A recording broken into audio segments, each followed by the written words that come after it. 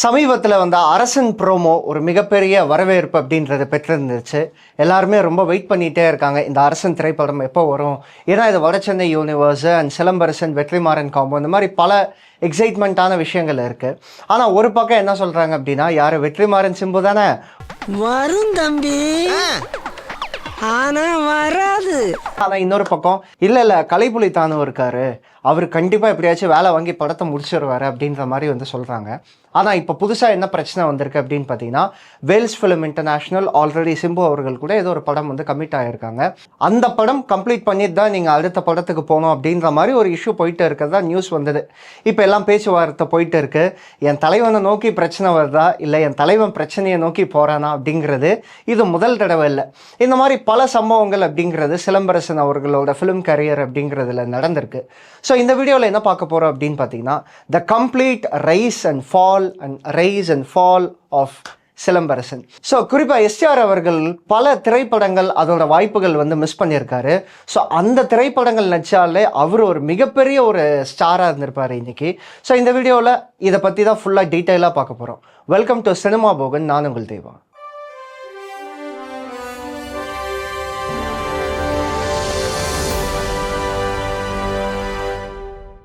STR அவர்கள் பற்றி நம்ம புதுசாக எதுவும் சொல்ல தேவையில்லை. அவர் எப்படியெல்லாம் டெபியூட் ஆனார், அவர் எந்த வயசுலேருந்து நடிக்கிறாரு, இது எல்லாமே தமிழகம் எல்லாருக்குமே வந்து தெரிஞ்ச விஷயந்தான்.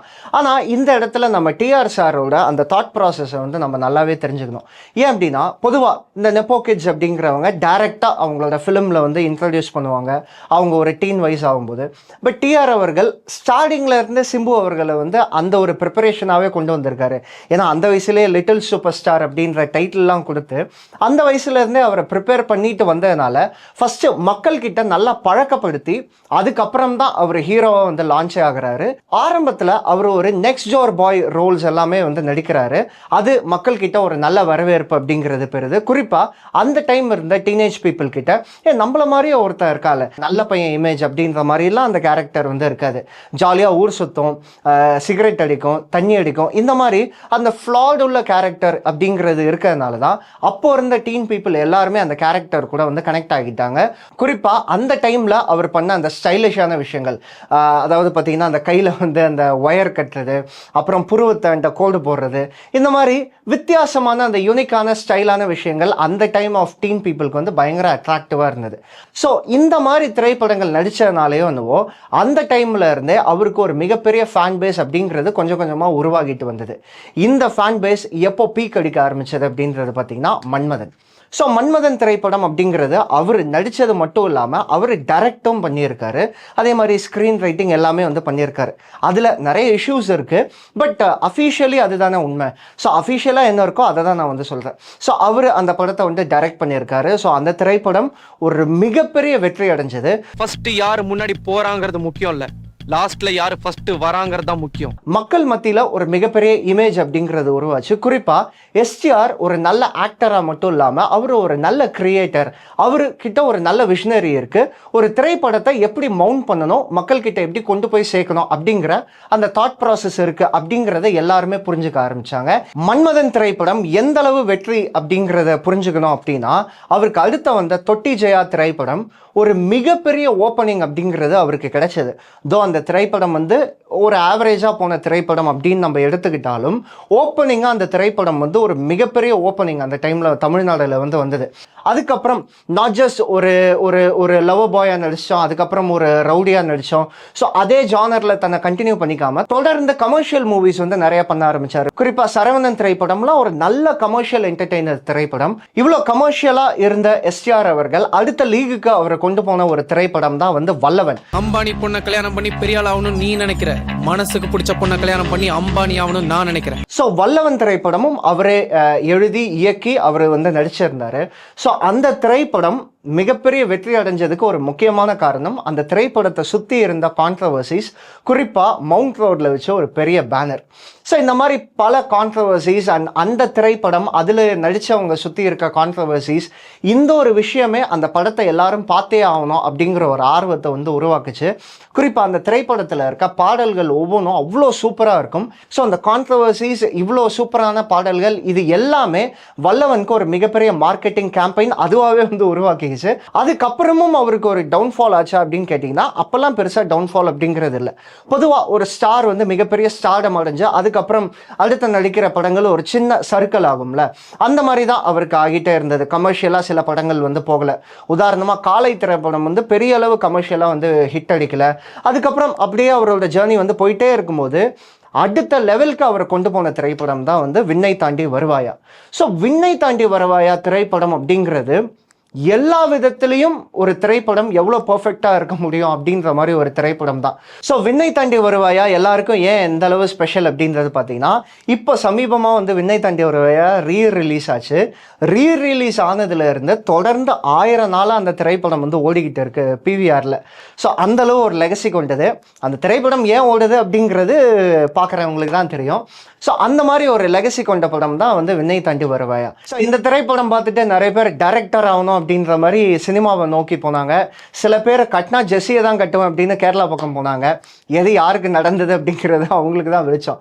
ஸோ இந்த மாதிரி ஒரு கரியர் இருக்கும்போது அதுக்கப்புறம் திரும்ப ஒரு சின்ன சின்ன படங்கள் வந்து நல்லா போகுது. இப்போ வானம் திரைப்படம் ஒரு ரீமேக் படம் அப்படின்னாலும் அதில் எஸ்டிஆர் அவர்களோட பெர்ஃபார்மன்ஸை எல்லாருமே வந்து பாராட்டி இருந்தாங்க. எனக்கு தெரிஞ்சு எஸ்டிஆர் அவர்களுக்கு ஒரு மிகப்பெரிய டவுன்ஃபால் வர ஆரம்பித்த திரைப்படம் எது தெரியுமா? ஒஸ்தி. ஸோ ஒஸ்தி திரைப்படத்தில் இருந்து தான் அவருக்கு அந்த டவுன்ஃபால் அப்படிங்கிறது எவிடெண்ட்டாக ரொம்ப நல்லாவே வந்து தெரிய ஆரம்பிச்சது. ஏன்னா ஒஸ்தி திரைப்படம் ரிலீஸ் ஆன டைம்ல இருந்து அது மேலே நிறைய கிரிட்டிசிசம் அப்படின்ற மாதிரி வந்து வச்சாங்க. ஸோ அந்த திரைப்படம் வந்து தபாங் திரைப்படத்தோட ரீமேக் அப்படின்ற மாதிரி இருந்ததுனால தபாங்கோட கம்பேர் பண்ணும்போது ஒஸ்தி திரைப்படம் அப்படிங்கிறது வந்து பெரிய அளவு அப்பீல் ஆகலை. சல்மான் கான் அவரோட ஃபிசிக்காகவே அந்த திரைப்படம் வந்து எடுக்கப்பட்டது. அந்த திரைப்படம் எப்படி எஸ்டிஆர் அவர்களுக்கு பொருந்தும் அப்படின்ற மாதிரி யோசிச்சுட்டே இருக்கும்போது கிளைமேக்ஸில் சட்டையை கட்டிட்டு நின்னார். ஸோ அந்த காட்சிக்காகவே நிறைய பேர் அந்த படம் மேலே ஒரு பயங்கர விமர்சனம் வந்து வச்சாங்க. ஒஸ்தி திரைப்படம் ஒரு மிகப்பெரிய ஃபெயிலியர். இதுக்கப்புறம் எஸ்டிஆர் அவர்கள் என்ன மாதிரி படம் நடிக்க போறாரு அப்படின்னு யோசிச்சுட்டே இருக்கும்போது வாலு அப்படிங்கிற மாதிரி ஒரு திரைப்படத்தோட ப்ரோமோ ஒரு டீசர் வந்து விடுறாங்க. எல்லாருமே சூப்பர் எக்ஸைட் ஆகுறாங்க. ஏன்னா எஸ்டிஆர் அவர்களை அந்த ஒரு பாய் நெக்ஸ்ட் டோர் இமேஜ் ஒரு லொல்லு பிடிச்ச கேரக்டராக தான் எல்லாருக்கும் பார்த்து வந்து ரொம்ப பிடிச்சது இல்லையா? அதே மாதிரி ஒரு கேரக்டர் தான் வாலு படத்தில் வந்து நடிக்கிறாரு அப்படின்ற மாதிரி எல்லாரும் அந்த டீசர் பார்த்து ரொம்ப எதிர்பார்த்தாங்க. அதுக்கப்புறம் அந்த படம் என்ன ஆச்சு அப்படிங்கிறதே தெரில. வாலு டீசருக்கு அப்புறம் ஒரு பாட்டு வந்து விட்டாங்க.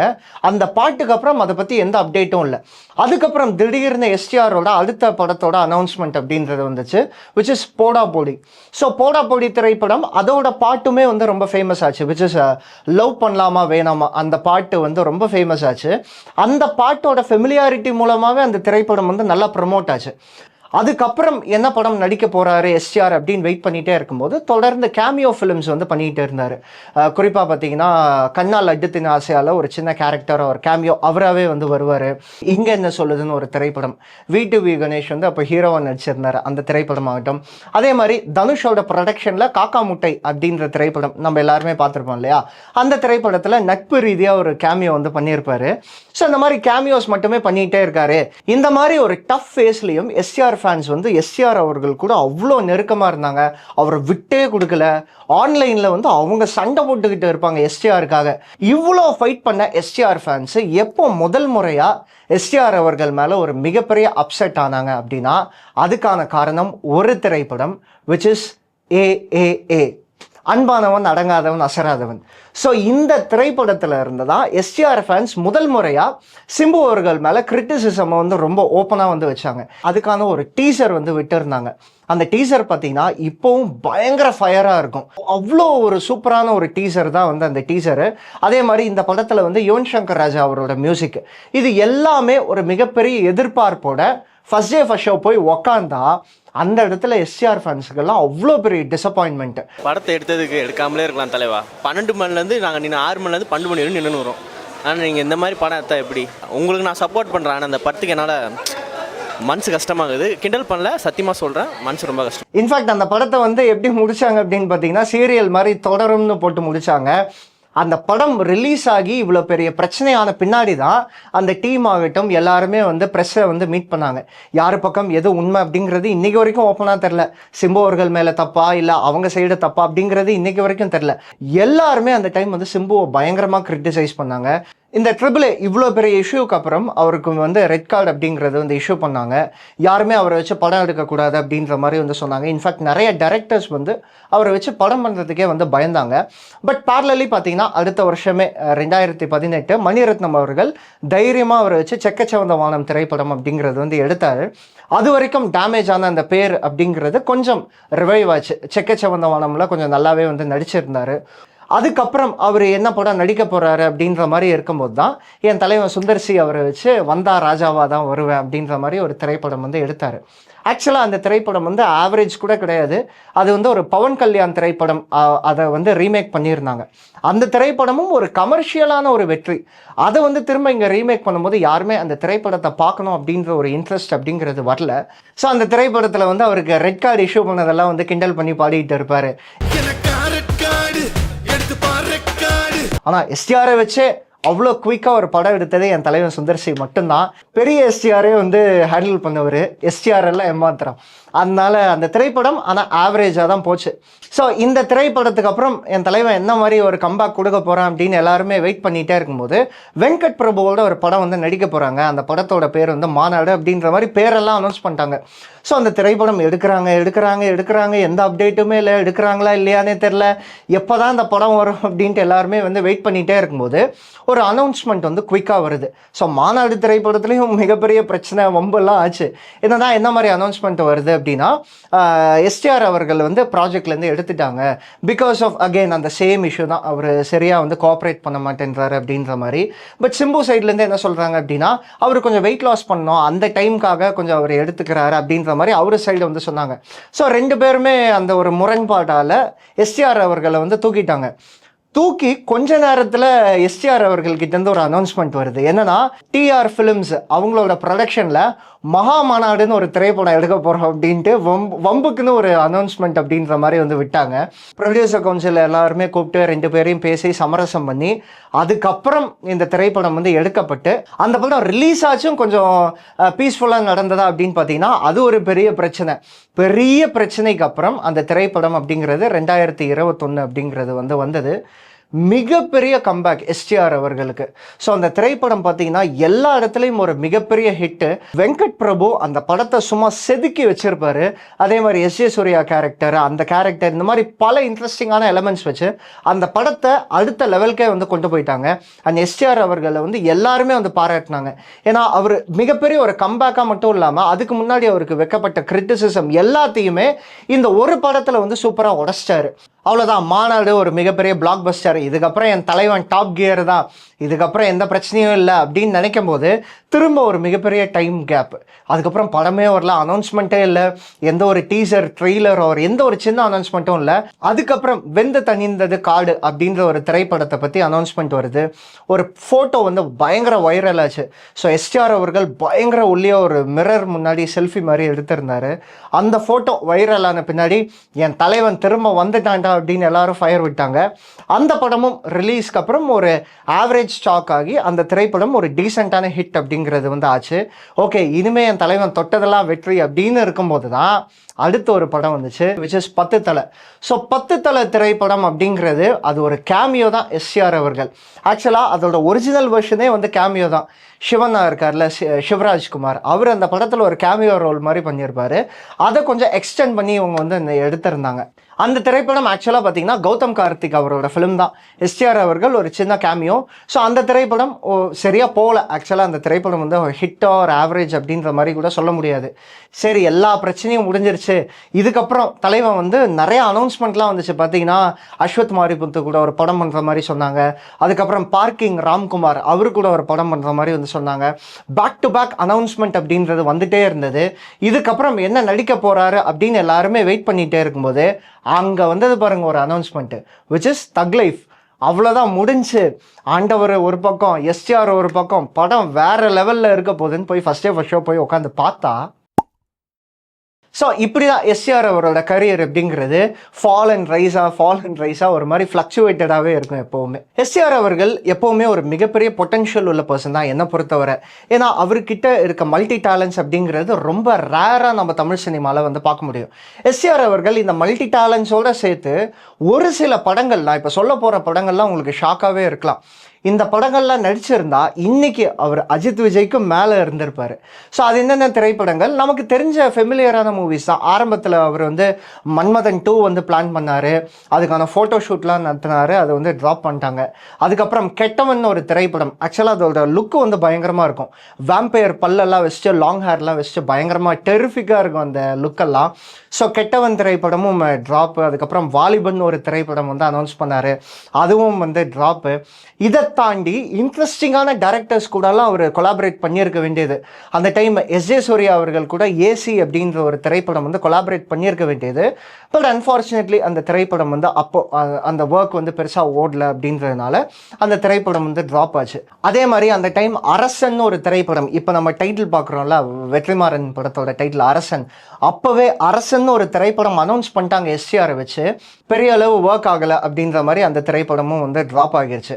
இதை தாண்டி எல்லாருமே ரொம்ப சர்ப்ரைஸ் ஆகின ஒரு அனௌன்ஸ்மெண்ட் தான் வந்து செல்வராகவன் அண்ட் எஸ்டிஆர் காம்போ கான் அப்படிங்கிற ஒரு திரைப்படம், அதுக்கான போஸ்டர் அனௌன்ஸ்மெண்ட் அப்படிங்கிறது மட்டும் வந்துச்சு. எல்லாருமே பயங்கர சர்ப்ரைஸு, எல்லாருமே பயங்கர எக்ஸைட்டடு. செல்வராகவன், யுவன் சங்கர் ராஜா, எஸ்டிஆர் வேற லெவலில் இருக்க போகுது அப்படின்னு வந்து நினச்சாங்க.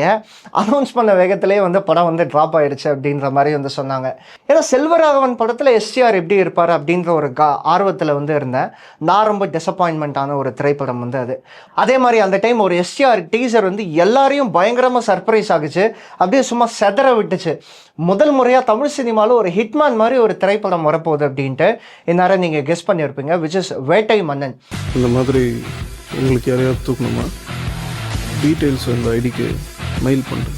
ஸோ நெல்சன் அவரோட டைரக்ஷனில் ஒரு படம் வந்து பண்ண வேண்டியது. அதோட டீசரே டெரிஃபிக்காக இருக்கும். அந்த டாலரில் தான் அவர் சிகரெட்டை அடிப்பார், அந்த மாதிரிலாம் எடுத்திருந்தாங்க. அவ்வளோ சூப்பரான ஒரு டீசர், பயங்கர ஸ்டைலிஷாக இருந்தது. அப்புறம் வழக்கம் போல தான் அது டீசரோடு நின்று போச்சு. இதை தாண்டி பார்த்தீங்கன்னா நிறைய படத்தில் வந்து அவர் ரீப்ளேஸ் செய்யப்பட்டிருக்காரு. உதாரணமாக கோ திரைப்படம் வந்து அவர் ரீப்ளேஸ் செய்யப்பட்டார், ஜீவா அவருக்கு பதிலாக ஜீவா வந்து நடிச்சிருந்தார். அதே மாதிரி வேட்டை திரைப்படம், அதில் ஆர்யா கேரக்டருக்கு ஃபஸ்ட்டு சிம்பு அவர்கள் தான் அப்ரோச் பண்ணியிருக்காங்க, அதுக்கப்புறம் அவருக்கு பதிலாக ஆர்யா அவர்கள் வந்து நடிச்சிருக்காரு. அதே மாதிரி பார்த்தீங்கன்னா வடசென்னை திரைப்படம் ஃபஸ்ட்டு அன்பு கேரக்டருக்கு வந்து சிம்பு தான் வந்து கேஸ்ட் பண்ணியிருக்காரு, வெற்றிமாறன். இன்ஃபேக்ட் தனுஷ் அவர்கள்கிட்ட கூட இன்ஃபார்ம் பண்ணிட்டு தான் சிம்பு கேஸ்ட் பண்ணி இன்ஃபேக்ட் ஷூட்டிங்லாம் போயிருச்சு. அதுக்கப்புறம் என்ன நினச்சாரோ தெரில, அதுக்கப்புறம் இல்லை தனுஷ் வச்சே போகலாம் அப்படின்ற மாதிரி வந்து யோசிச்சிருக்காரு. இதை தனுஷ் அவர்களே வந்து ஒரு ப்ரெஸ் மீட்டில் வந்து சொன்னார். என்னன்னா வெற்றிமாறன் வந்து தனுஷை கன்வின்ஸ் பண்ணுறதுக்காக சிம்பு வந்து அன்பு பண்ணிட்டோம், நீங்கள் இந்த ராஜன் வேலு இந்த மாதிரி ஒரு கேரக்டர் வந்து பண்ணுறீங்களா என் படத்தில் அப்படின்னு கேட்டிருக்காரு. அதுக்கு தனுஷ் வந்து நான் நல்லவன் தான், அதுக்கு ரொம்ப நல்லவன்லாம் கிடையாது அப்படின்ற மாதிரி வந்து சொல்லியிருந்தாரு. ஸோ இந்த மாதிரி வடசென்னையும் ஒரு இன்ட்ரெஸ்டிங்கான கேஸ்டிங், இது நான் எதிர்பார்க்காதது. வடசென்னை ஆரம்பத்திலேருந்து தனுஷ் அவர்கள் தான் நடிக்க வேண்டியது அப்படின்னு நினச்சேன். இது எனக்கு வந்து பயங்கர சர்ப்ரைஸ். அதே மாதிரி சிம்பு அவர்கள் வந்து ரொம்ப சமீபத்தில் ஒரு ட்வீட் வந்து போட்டு இருந்தார். என்னென்னா, நீங்கள் ரெஸ்ட்டும் போக முடியாது, எதுவுமே பண்ண முடியாது, எல்லாருமே பாப்கார்ன்லாம் வாங்கிட்டு நேராக தேட்டரில் வந்து உக்காடுறீங்க, அடுத்த 90 நிமிஷம் நீங்கள் எங்கேயுமே வெளியில் போக முடியாது, அந்த மாதிரி ஒரு படம் வந்து நான் எடுக்க போகிறேன் அப்படின்ற மாதிரி வந்து ட்வீட் போட்டு இருந்தார். எல்லாம் பாப்கார்னும் கையுமா உட்காந்துக்கிறாங்க, இன்னும் வந்த பாடு இல்லை அது. ஸோ இந்த மாதிரி பல தடவை இந்த மாதிரி நிறைய அனௌன்ஸ்மெண்ட்ஸ் அப்படின்றது அவர்கிட்டேருந்து வரும், அவர் திரைப்படம் சார்ந்து அப்படிங்கிறது வரும், அதுக்கப்புறம் அது வந்து ட்ராப் ஆகிடும். இவ்வளோ இஷ்யூஸ், இவ்வளோ கான்ட்ரவர்சிஸ், இவ்வளோ கிண்டல் கேலி மீம்ஸ் இவ்வளோ பார்த்த எஸ்டிஆர் அவர்களுக்கு இன்னொரு ஃபேஸ் அப்படிங்கிறது சமீபத்தில் ஒரு மிகப்பெரிய ஒரு இன்ஸ்பிரேஷனாக பார்க்கப்படுது, விச் இஸ் அந்த பாடி டிரான்ஸ்ஃபர்மேஷன். ஸோ அவர் அந்த டிரான்ஸ்ஃபர்மேஷன் வீடியோ அப்படிங்கிறது பயங்கர வைரல் ஆச்சு. ஸோ நிறைய பேர் பார்த்தீங்கன்னா அந்த வீடியோவை ஷேர் பண்ணி இந்த மாதிரி ஒரு டிரான்ஸ்ஃபர்மேஷன் நம்ம லைஃப்பில் கொடுக்கணும் அப்படின்ற மாதிரி நிறைய பேர் அதை வந்து பயங்கரமாக அப்ரிஷியேட் பண்ணியிருந்தாங்க. ஸோ அந்த டிரான்ஸ்ஃபர்மேஷனுக்கு அப்புறம் எஸ்டிஆர் அவர்கள் மேலே இமேஜ் அப்படிங்கிறது, அந்த பழைய இமேஜ் எல்லாம் போய் பரவாயில்ல இவர் வந்து ஒரு நல்ல குட் பாய் தான் அப்படின்ற அந்த குட் பாய் இமேஜ் அப்படிங்கிறது பெரிய அளவு வந்து பில்ட் ஆச்சு. அது ரொம்ப எவிடெண்ட்டாக எதில் தெரிஞ்சது அப்படின்னு பார்த்தீங்கன்னா, தக் லைஃப் திரைப்படம் வந்திருக்கும் போது அந்த திரைப்படத்தில் நடித்த எல்லாரையுமே விட்டு ரோஸ்ட் மேலே ரோஸ்ட் பண்ணாங்க. கமலாகட்டும், த்ரிஷா எல்லாருமே பிடிச்ச ரோஸ்ட் பண்ணாங்க. பட் ரொம்ப நான் ஃபெமிலியராக நோட் பண்ணது என்னன்னா, சிம்பு அவர்களை யாருமே பெருசாக வந்து நோட் பண்ணல. அந்த கேரக்டரை நிறைய பேர் வந்து ரோஸ்ட் பண்ணியிருக்கலாம். பட் எஸ்டிஆர் அவர்களை வந்து பெரிய அளவு பழைய மாதிரி வந்து அந்த ரோஸ்டோ கிண்டலோ வந்து பண்ணல. அதுவே வந்து எனக்கு ஒரு மிகப்பெரிய ஆச்சரியமாக வந்து இருந்தது. அதே மாதிரி எஸ்டிஆர் அவர்களோட இவ்வளோ பெரிய டவுன்ஃபால் ஃபேஸ் ஆர் இந்த கிரிட்டிசிசம் ஃபேஸ்லலாம் ஒரு சில பேர் வந்து அவர் கூட எப்போவுமே சப்போர்ட்டிவாக இருந்திருக்காங்க. ஸோ எஸ்டிஆர் அவர்கள் என்ன மாதிரி ஒரு பேட் ஃபேஸ் போனாலும் சினிமா வட்டாரங்கள்லேயும் அவருக்கு ஒரு நல்ல நட்பு அப்படிங்கிறது இருக்குது. அதே மாதிரி அவரோட ஃபேன் பேஸ் அப்படிங்கிறது என்னதான் ட்ரிபிள் ஏல அவரை வந்து திட்டினாலும், ட்ரிபிள் ஏ திரைப்படத்துக்காக அவர் அத்தனை பேர் வந்து கிரிட்டிசைஸ் பண்ணாலும் இன்றைக்கும் அவர் விட்டு கொடுக்காத ஃபேன்ஸ் அப்படிங்கிறவங்க அப்படியே தான் இருக்காங்க. எஸ்டிஆர் அவர்கள் அந்த பொட்டென்ஷியலை அப்படியே புஷ் பண்ணி இதுக்கப்புறம் வர திரைப்படங்கள் எல்லாத்துலேயும் ஒரு மிகப்பெரிய பிளாக் பஸ்டர் அப்படிங்கிறது கொடுத்தாரு அப்படின்னா இது அவருக்கு ஒரு மிகப்பெரிய கம்பேக்காக இருக்கும். ஏன்னா இப்போ பேரலாக பார்த்தீங்கன்னா நிறைய அனௌன்ஸ்மெண்ட் அப்படிங்கிறது வந்திருக்கு. சிம்பு அவர்களும் அஸ்வத் மாரிமுத்து ஒரு திரைப்படம் வந்து நடிக்கிறாங்க. அதுக்கப்புறம் பார்க்கிங் ராம்குமார் திரைப்படமும் வரப்போகுது. இது இல்லாமல் அரசன் திரைப்படம் எல்லாருமே ரொம்ப வெயிட் பண்ணுறாங்க. ஆனால் அரசன் திரைப்படத்துக்கு இப்படி ஒரு பிரச்சனை எங்கே இருந்தோ கிளம்பி வந்திருக்கு. நான் ஆரம்பத்திலேயே சொன்ன மாதிரி தான், தலைவனுக்கு பிரச்சனை தேடி வருதா இல்லை தலைவன் தேடி போகிறானா அப்படிங்கிறது தெரில. எது எப்படியோ இந்த பிரச்சனையெல்லாம் சார்ட் அவுட் ஆகி எஸ்டிஆர் அவர்கள் ஒரு மிகப்பெரிய கம்பேக் அப்படிங்கிறது இந்த திரைப்படங்கள் அப்படிங்கிறத வந்து கொடுக்கணும். ஏன் எனக்கும் இந்த ஒரு ஆர்வம் அப்படின்னு கேட்டிங்கன்னா, நானும் ஒரு மிகப்பெரிய எஸ்டிஆர் ஃபேன் தான். ஏன்னா ஒரு டைம் அவரை மாதிரியே நானும் அந்த பேண்டெல்லாம் போட்டுக்கிட்டு, புருவத்தில் மார்க் போட்டுக்கிட்டு, அதுக்கப்புறம் குறிப்பாக இப்படியெல்லாம் ஸ்டைல் பண்ணிக்கிட்டு இந்த மாதிரி எஸ்டிஆர் அவர்களை பயங்கரமாக இமிட்டேட் பண்ணியிருக்கேன். அதே மாதிரி ஸ்கூலில் பார்த்தீங்கன்னா அவரோட பாட்டுக்கெல்லாம் டான்ஸ் ஆடிடுறேன். இந்த மாதிரி பல நினைவுகள் அப்படிங்கிறது எஸ்டிஆர் அவர்கள்கிட்ட எனக்கு பர்சனலாக இருக்குது. ஸோ நானும் எஸ்டிஆர் அவர்களோட ஒரு மிகப்பெரிய கம்பேக்காக வெயிட் பண்ணுறேன். நீங்கள் எஸ்டிஆர் அவர்களோட ரைஸ் அண்ட் டவுன்ஃபால் பற்றி நீங்கள் என்ன நினைக்கிறீங்க அப்படிங்கிறத வந்து கமெண்ட்டில் சொல்லுங்கள்.